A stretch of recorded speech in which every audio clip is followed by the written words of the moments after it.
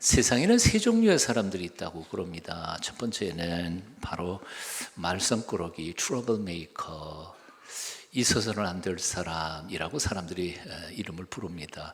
언젠가 그 개그 프로그램에서 지구를 떠나라 그러니 했던 그런 종류의 사람을 가리키는 거죠.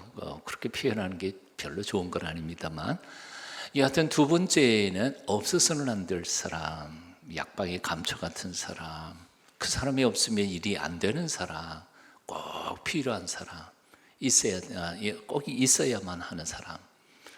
세 번째 종류의 사람은 있어도 뭐 별 도움이 안 되지만 없어도 아쉬운 것이 없는 사람, 있으나 마나한 사람, 있어서는 안 될 사람, 없어서는 안 될 사람, 있으나 마나한 사람. 오늘 이 아침에 우리는 우리 자신을 한번 돌아봤으면 좋겠습니다. 나는 어떤 사람일까요? 내 가정에서, 그리고 내가 살고 있는 동네에서, 그리고 교회에서, 아니 좀 더 확대해가지고 이 대한민국 나의 삶의 공동체 속에서 나는 어떤 종류의 사람일까? 곰곰이 한번 묵상해 보십시다.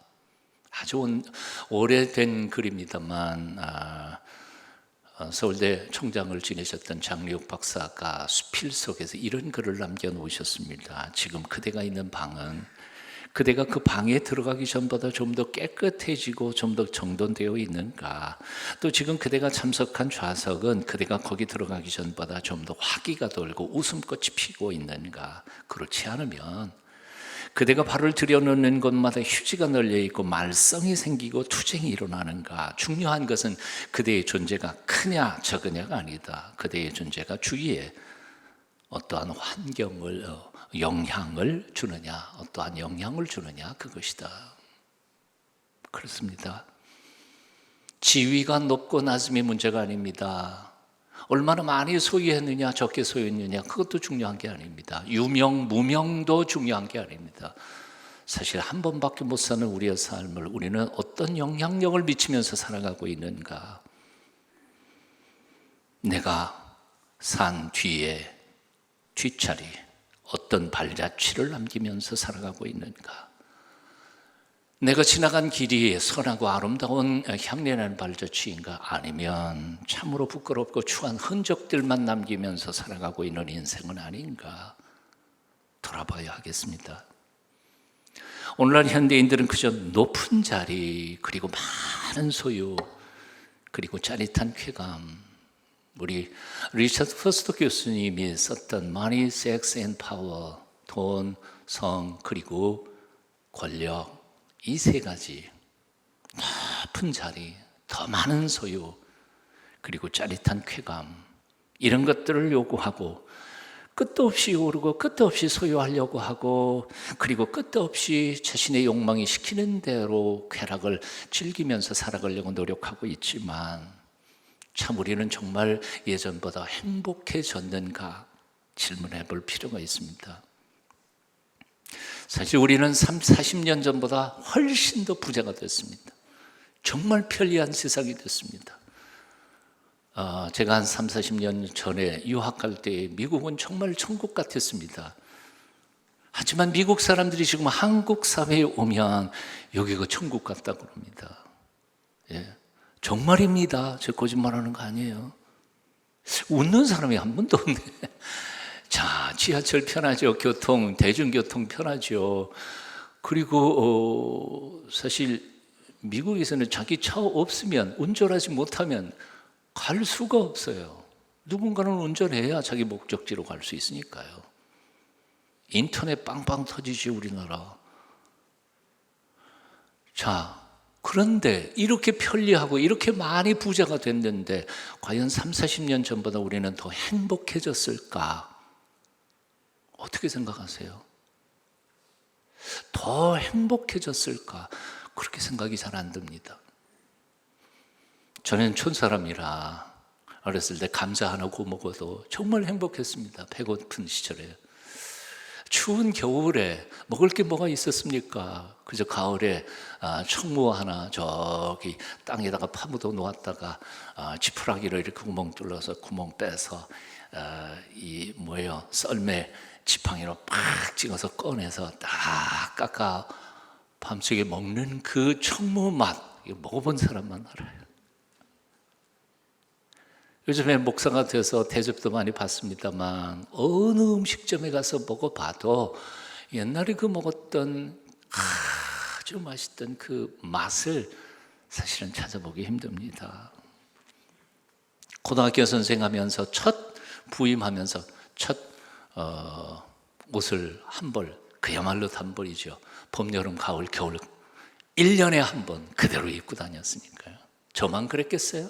제 나이 때 돈 사람들은 거의 다 그렇게 살았습니다. 그때보다 지금 엄청난 부자입니다. 잘 살고 있습니다. 편리한 세상 삽니다. 네, 행복한가? 글쎄요. 오늘날 현대인들은 진정한 만족이라는 게 없습니다. 참된 감격도 없습니다. 여러분 언제 한번 속 탁 터놓고 활달하게 웃어본 적이 얼마나 됐습니까? 먹으면 먹을수록 점점 더 배고파지는 것 같고 마시면 마실수록 갈증은 더 심해져 갑니다. 뭔가 잘못돼 가고 있다는 것을 어렴풋이 느끼면서도 달리는 인생의 기차를 멈추지 못한 채 우리는 관성의 법칙에 의해서 그냥 달려가고 있습니다. 왜 사는지, 왜 뛰어야 하는지, 왜 벌어야 하는지, 왜 높이 올라가야 하는지도 모른 채 남들 하니까 다 뛰니까 나도 뛰고 남들 가니까 나도 가면서, 그리고 인생은 지쳐버리고 낙심하고 절망하면서 뭔가 잘못된 건 잘못된 것 같은데 자신을 돌아볼 여유와 시간조차 없어버렸습니다. 생의 방향 감각을 잃어버리고 사는 것 같아요. 현 시대의 가장 위대한 영성가라고 하는 헨리 나우에는 이렇게 표현했습니다. 왜 오늘날 빛의 자녀들이, 여기 빛의 자녀란 크리스찬을 얘기합니다. 오늘날 빛의 자녀들이 어둠의 세력에 쉽게 휩쓸리는가? 이유는 자기 정체성을 잃었기 때문이다. 자기가 누구인지 모른다는 거예요. 자기가 어떤 가치관과 그리고 어떤 목표를 가지고 살아야 하는지 모른다는 거예요. 한 번밖에 못 사는 삶을 어떻게 살아야 하는지 정확하게 대답을 가지고 있지 않다는 거예요. 그러니까 혼돈된 인생을 살아갈 수밖에 없는 거지요. 한마디로 말해서 오늘날 크리스천들은 자기 정체성을 잃어버리고 말았습니다. 예수 믿는 사람이란 어떤 가치관을 가지고 어떻게 살아야 하는지를 정확하게 알지 못하니까 세상 사람들이 사는 그대로 그냥 따라가고 흉내낼 수밖에 없는 거죠. 세상 사람들이 땅 투기하니까 나도 땅 투기합니다. 세상 사람들이 큰 차 사니까 출세한 모습을 보이려면 교회 안에서도 돈이 있어야 폼을 좀 잡더라. 그래서 돈 벌려고 하고요. 그러다 보니까 예수 믿는 사람과 안 믿는 사람이 하나도 다를 바가 없습니다. 교회 다니는 사람과 안 다니는 사람이 윤리적 도덕적 수준이 하나도 다를 게 없습니다. 도대체 하나님을 믿는 크리스찬들이란 어떤 존재일까요? 오늘 본문에서 예수님께서는 이렇게 말씀하십니다. 너희는 세상의 소금이니. 우리 한번 같이 읽어보실까요? 시작. 너희는 세상의 소금이라. 소금이 만일 그 맛을 잃으면 무엇으로 짜게 하리요? 후에는 아무 쓸데없어 다만 밖에 버리어 사람들에게 밟힐 뿐이니라. 세상의 소금, 이게 기독교인의 정체성입니다. 이것이 그리스도인의 신분이고 삶의 자리입니다. 예수님께서 꿈꾸신 사람들, 세상의 소금, 세상의 빛으로 살아갈 사람들이었습니다. 그리고 그분을 쫓아간 제자들이 다 그런 꿈으로 예수님을 쫓은 거죠.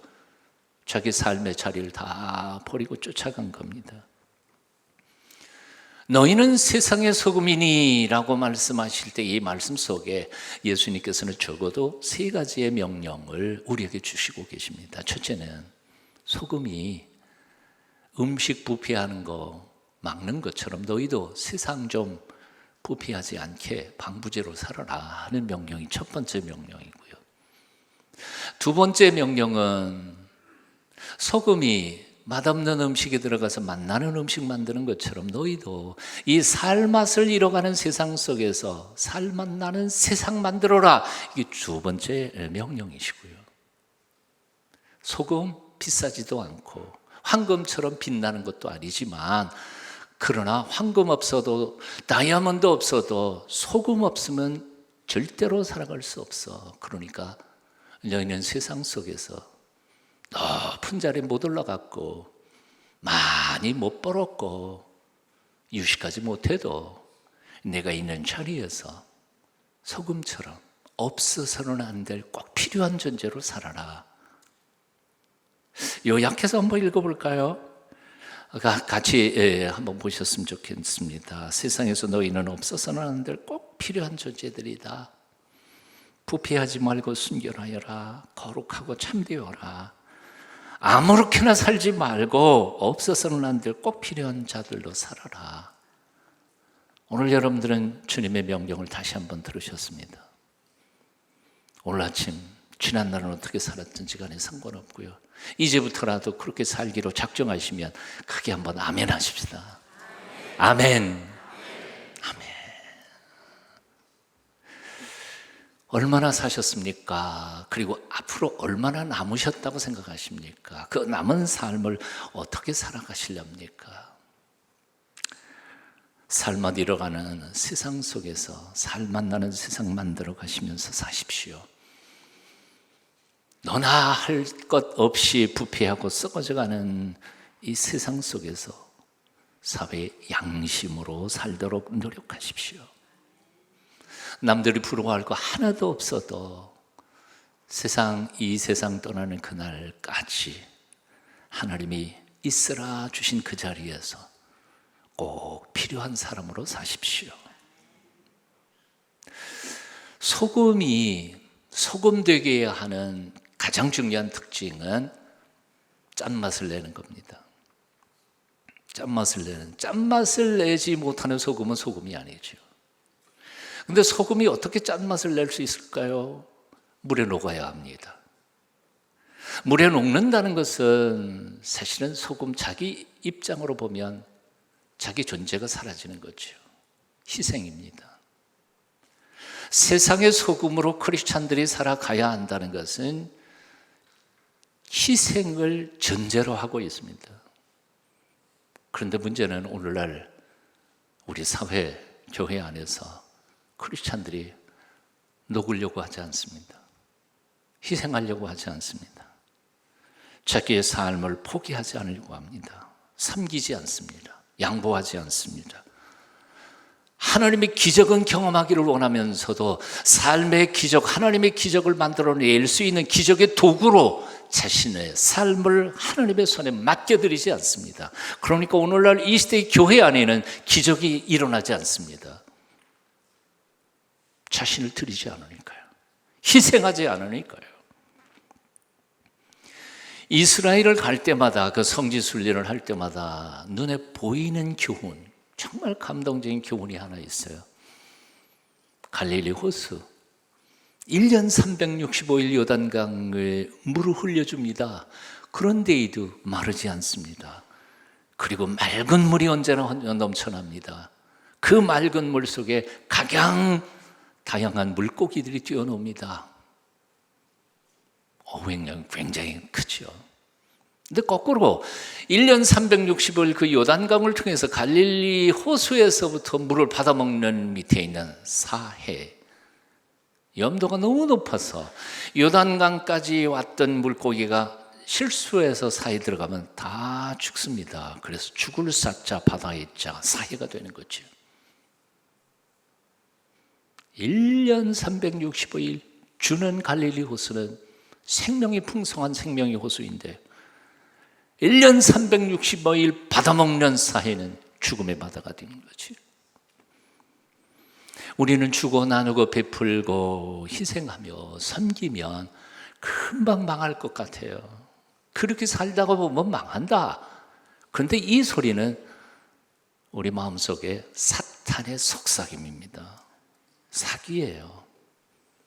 오히려 나누고 희생하고 섬기다가 보면 하나님께서는 그 삶 속에, 그의 생애 속에 더 풍성한 생명의 축복이 넘치는 것을 우리는 발견합니다.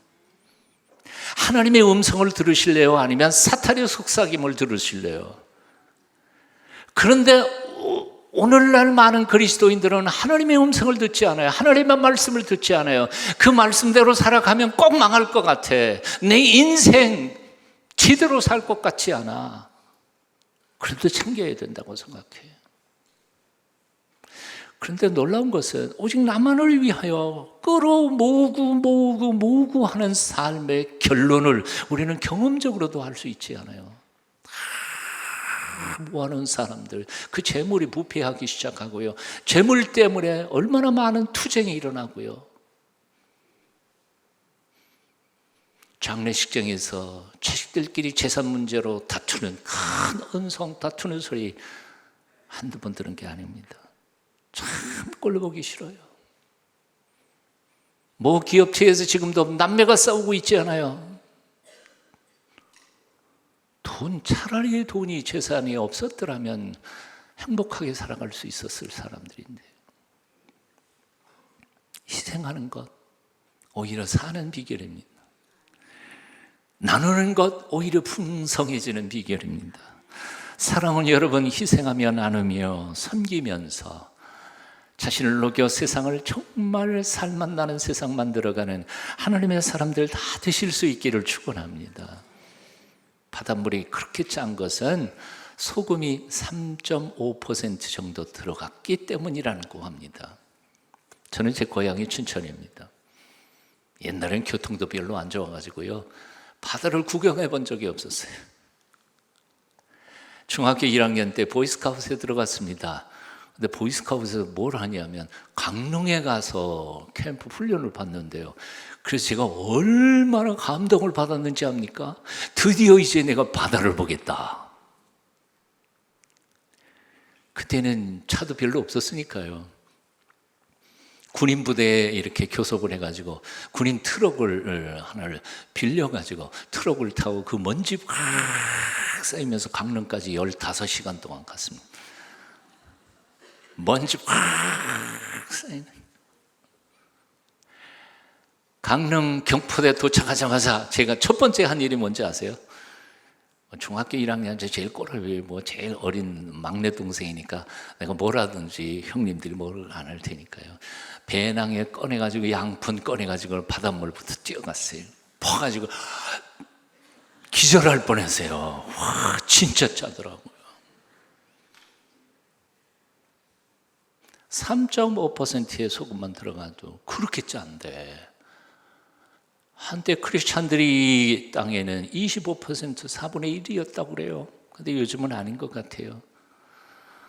아마 10%는 되겠지. 그런데 가나안 교인들 다 교회 떠나간 사람들 다 빼고 그래도 최소한 7, 8%는 된다고 생각돼요. 7%만 잡아도 3.5%의 2배 아니에요. 하나도 세상이 짜지 않아요. 하나도 짜지 않아요. 교회에서 통계 낸 게 아니라 딴 기관에서, 다른 종교 기관에서 통계를 냈습니다. 국회의원의 30에서 45% 정도가 크리스찬이라네요. 교회를 적극적으로 나가든 안 나가든 간에.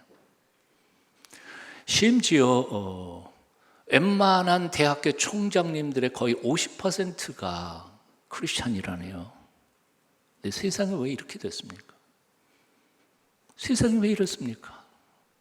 하나님께는 너무 부끄럽고 죄송하고 세상 앞에도 얼굴을 쳐들고 다닐 수 없는 세상이 됐습니다.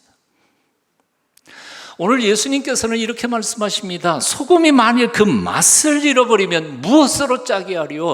후에는 다만 밖에 버려 사람들에게 밟힐 뿐이니라. 후에는 다만 밖에 버려져 사람들에게 밟힐 뿐이니라. 저는 이것이 오늘날 크리스천들에게 주시는 하나님의 엄중한 심판의 선언이라고 생각해요. 경건의 능력을 상실한 크리스천, 하나님 말씀대로 살지 않아서 영적 가마력을 잃어버린 성도는 하나님에게 쓸모 있을까요? 하나님도 그런 사람 쓸모 없어요. 필요 없어요. 교회는 필요할까요? 교회도 그런 사람 필요 없어요. 그러면 세상에서는 필요할까요? 세상에서 그런 사람 필요 없어요. 그래서 버리면 받아. 밖에 버려져. 세상 사람들에게 짓밟힐 뿐이니라. 얼마나 무서운 경고의 메시지입니까? 두려운 말씀이에요.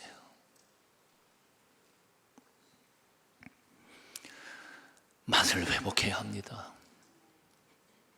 짠맛을 회복하는 참된 경건한 그리스도인들이 되어야 합니다. 어떻게 그렇게 할 수 있습니까? 간단합니다.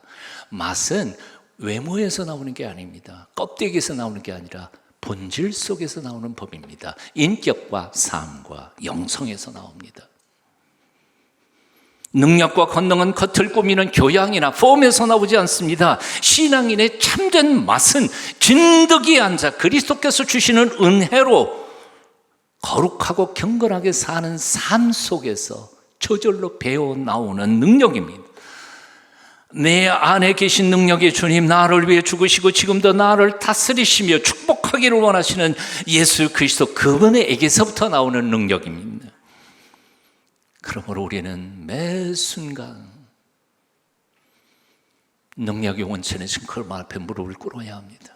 그분 앞에 나아가야 합니다. 그리고 우리가 얼마나 이중적인 인간들인지, 우리가 얼마나 거짓말장애인지, 우리가 얼마나 한때는 교만하고 한때는 열등의식으로 절망하는 존재인지 그분 앞에 나를 내어놓고 그분이 우리를 새롭게 하시는 능력을 힘입어야 합니다. 그러니까 뭔가를 실천하는 사람이 되기 전에 먼저 해야 할 일은 실천할 수 있는 능력 있는 사람이 되도록 하나님 앞에 나아가야 합니다. To do가 아니라 to be고 doing이 아니라 being입니다. 사랑하는 여러분, 겉모습을 꾸미고 치장하는 데 시간을 낭비하지 않으시기를 바랍니다. 내 마음, 내 중심, 인격, 말씀으로 내 생각, 삶을 풍성하게 다듬어가며 경건한 능력으로 내가 사람이 되어 있을 때 그 사람을 통해 하나님이 기적을 행하여 주실 줄로 믿습니다. 지난 한 주간 동안 한경직 목사님 우고하시던 남한산성에 올라가서 목사님들과 영성수련을 한 주간 했습니다. 다시 한번 그 우고처를 돌아보면서 많은 생각했습니다. 그분이 후배 목사님들에게 돌아가시기 얼마 전에 남기셨던 말씀도 기억했습니다.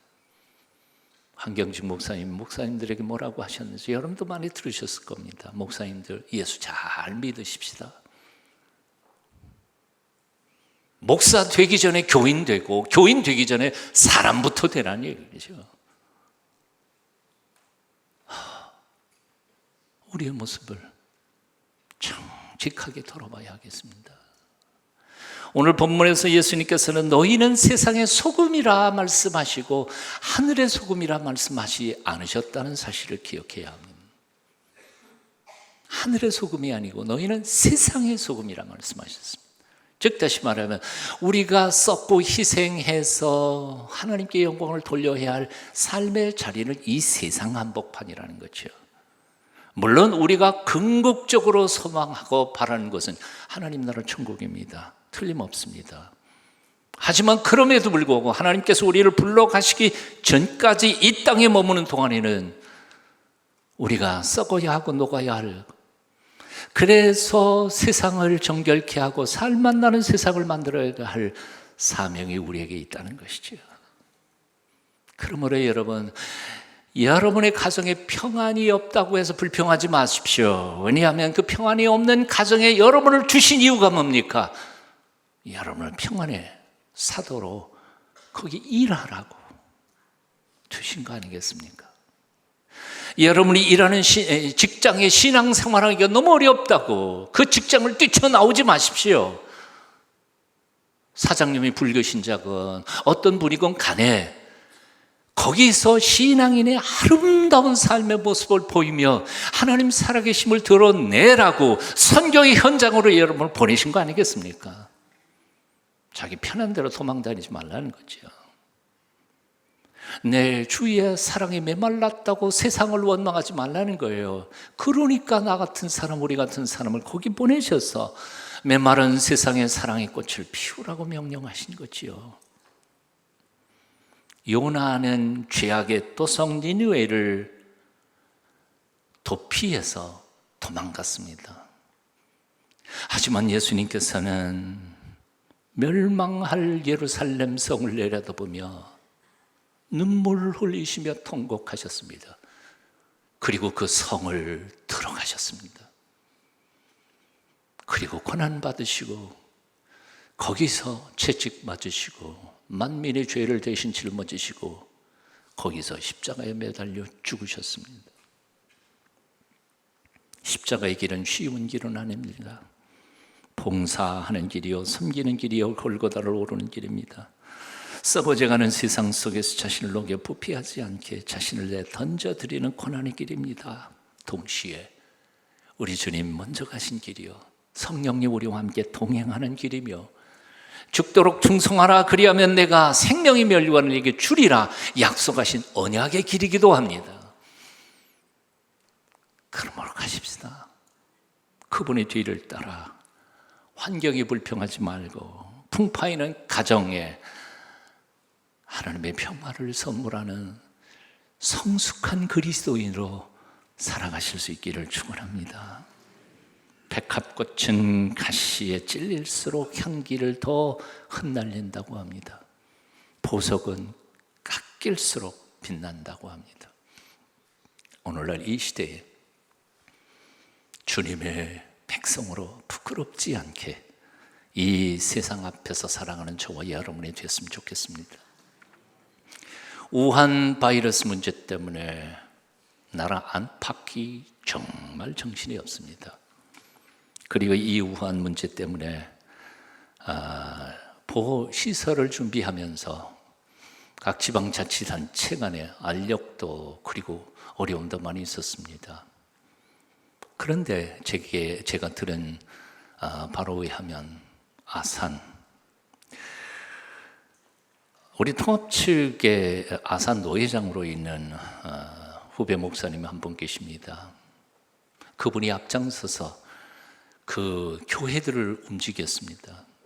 초격파로 교회들을 움직여서 거기에 있는 모든 남크리스찬들, 동네 사람들을 다 설득 작업에 나섰습니다. 나서서 위험하기는 해도 무섭기는 해도 그래도 우리가 품어야 할 것 아닌가 설득을 해서 교회부터 프랑카드를 설치를 하고, 그리고 길에 프랑카드를 설치했는데 주민들은 가서 험으로 떼버리기도 하고, 그런 어려운 과정 속에 전 주민이 다 동의를 얻어서 아시는 것처럼 참 귀한 사역을 했습니다. 거기에 목사님 몇 분과 교회들이 있었습니다. 그 보호시설에서 차로 3분 거리에 너무너무 가까운 데 아니에요. 거기 교회에 있는 침례교 목사님은 이런 고백을 하셨습니다. 두려움이 왜 없겠습니까? 그래도 어려움 당한 가족들을 서로 품고 안아주는 게 같은 국민으로 마땅한 일 아닐까요? 두려움이 왜 없겠습니까? 맞아요. 우리 교회 주변에서도 확진자가 몇 명씩 나타나기 시작하니까 두려움이 왜 없겠어요? 교회 오는 것도 두려움이 생기지요. 그러나 마땅히 우리가 두렵다고 다 쫓아버리면 그들은 어디로 간단 말인가요?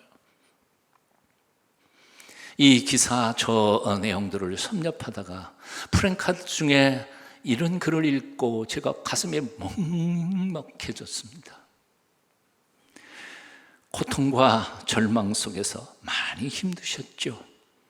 아산에서 편안히 쉬었다가 무사히 돌아가십시오. 얼마나 따뜻한 마음입니까? 요즘 우한 사태 때문에 헌혈자가 줄어서 많은 병원에서 수술 계획을 미뤄야 한다고 그럽니다. 보유량이 하루 또는 이틀분밖에 없기 때문에 아주 급한 환자 이외에는 수술을 할 수가 없다고 합니다. 지난주에 저는 어떤 목사님을 만났는데 그 보호시설에 생필품이 부족하다고 해서 1,000만 원어치 생필품을 사가지고 아산으로 가는 목사님 만났습니다. 도대체 크리스찬이라는 어떤 존재들이어야 합니까?